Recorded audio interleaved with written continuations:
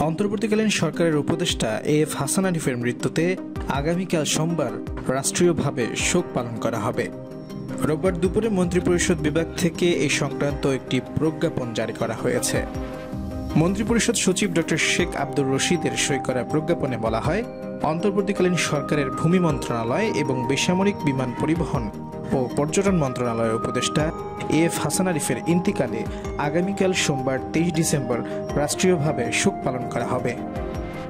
সেজন্য 23 ডিসেম্বর বাংলাদেশের সব সরকারি, আধা সরকারি ও স্বায়ত্তশাসিত প্রতিষ্ঠান এবং শিক্ষা প্রতিষ্ঠান সহ সব সরকারি ও বেসরকারি ভবন এবং বিদেশস্থ বাংলাদেশ মিশনে জাতীয় পতাকা অর্ধনমিত থাকবে। প্রজ্ঞাপনে আরও বলা হয়, মরহুমের রুহের মাগফিরাতের জন্য একই দিনে বাংলাদেশের সব মসজিদে বিশেষ দোয়া অনুষ্ঠিত হবে। এছাড়া অন্যান্য ধর্মীয় প্রতিষ্ঠানে তার আত্মার শান্তির জন্য বিশেষ প্রার্থনার আয়োজন করা হবে।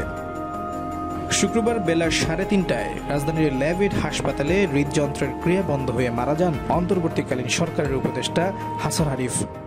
মৃত্যুকালে তার বয়স হয়েছিল 85 বছর। হাসান আরিফ 2008 সালের জানুয়ারি থেকে 2009 জানুয়ারি পর্যন্ত ফখরুদ্দিন আহমেদের নেতৃত্বাধীন তত্ত্বাবধায়ক সরকারের আইন, বিচার ও সংসদ বিষয়ক মন্ত্রণালয়, ভূমি এবং ধর্ম বিষয়ক মন্ত্রণালয়ের উপদেষ্টা ছিলেন। এবার 2024 সালের 8 আগস্ট বাংলাদেশের অন্তর্বর্তী সরকারের উপদেষ্টা হিসেবে নিযুক্ত হন এবং 9 আগস্ট স্থানীয় সরকার, পল্লী উন্নয়ন ও সমবায় মন্ত্রণালয়ের উপদেষ্টা হিসেবে দায়িত্ব পান। পরে 27 আগস্ট তিনি ভূমি মন্ত্রণালয়ের উপদেষ্টা হিসেবেও দায়িত্ব পান।